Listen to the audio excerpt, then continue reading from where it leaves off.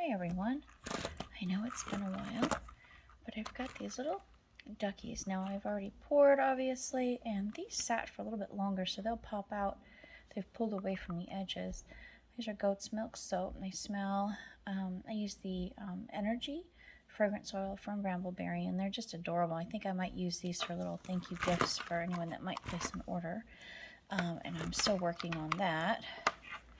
But for those who know us, you know that my husband's special needs adult son, who's 25 and functions at about 3 years old, has come to live with us in our home because the state just simply couldn't take care of them, even though they were under contract to do so and got plenty of funding. The issue is that he's violent.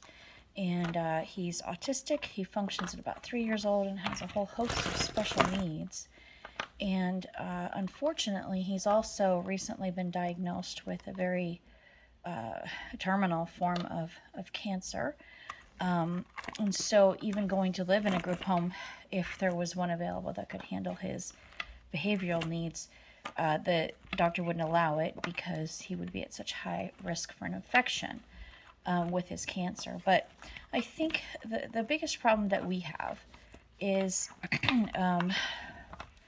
what do you do with somebody, an adult, who is violent? And whether it be from autism or special needs or a brain injury or dementia, it makes it very difficult for the caregivers and unsafe.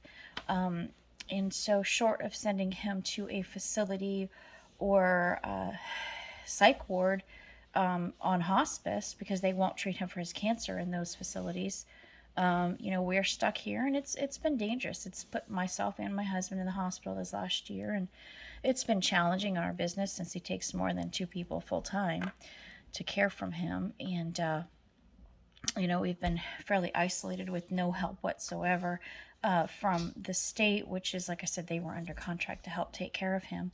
But we definitely, reaching out to the rest of the world and saying, hey, what do you do? What options do we have for individuals like him where the meds just don't seem to work and behavioral therapy is not really effective, that they can just still be violent and, not all the time, but enough of the time that you're on eggshells all the time. So I'm going to go ahead and do another pour of these, and we'll dress them up with cute little eyes, and we'll come back. Thanks.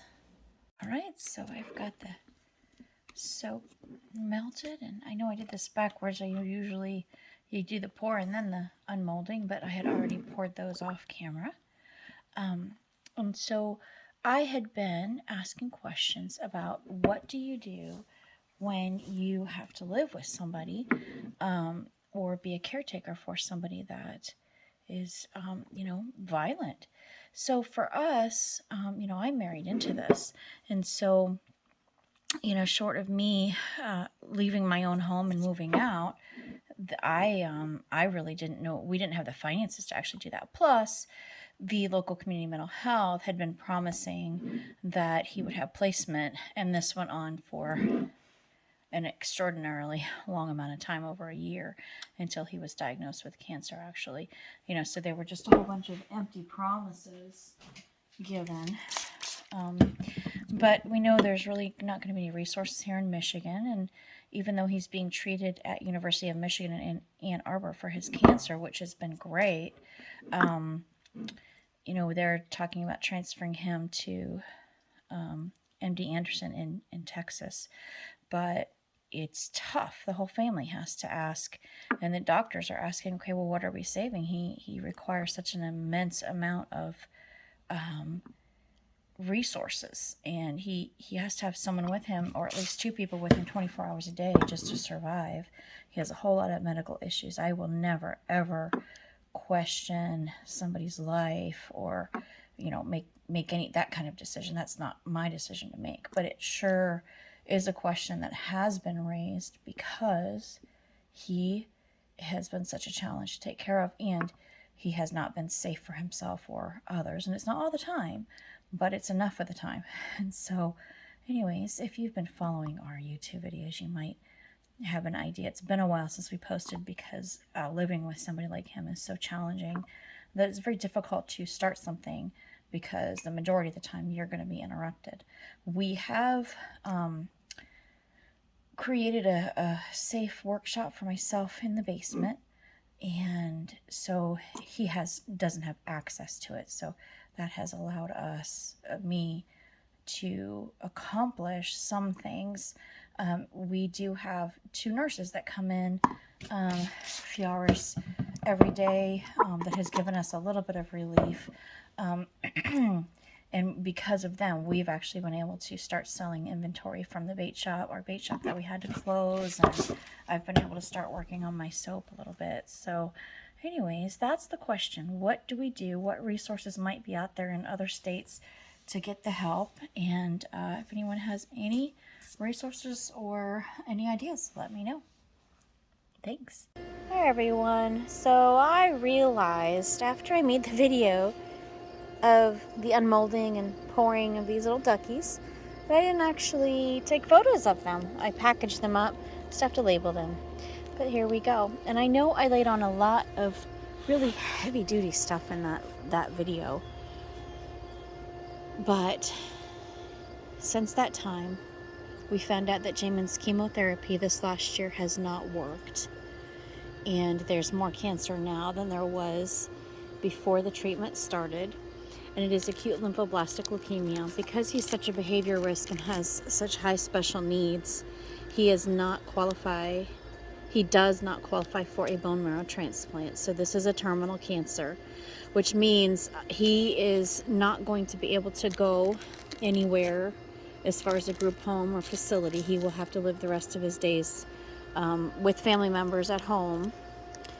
And as he gets sicker, one of our concerns is as he gets sicker and doesn't feel well, that he is actually going to be even more of a behavior risk. So the hospice, someone from the hospice team did reach out and explain to us how that works. And apparently, when people go into hospice and get near the end, even if they are of sound mind, they can become combative or become unsafe to their caretakers.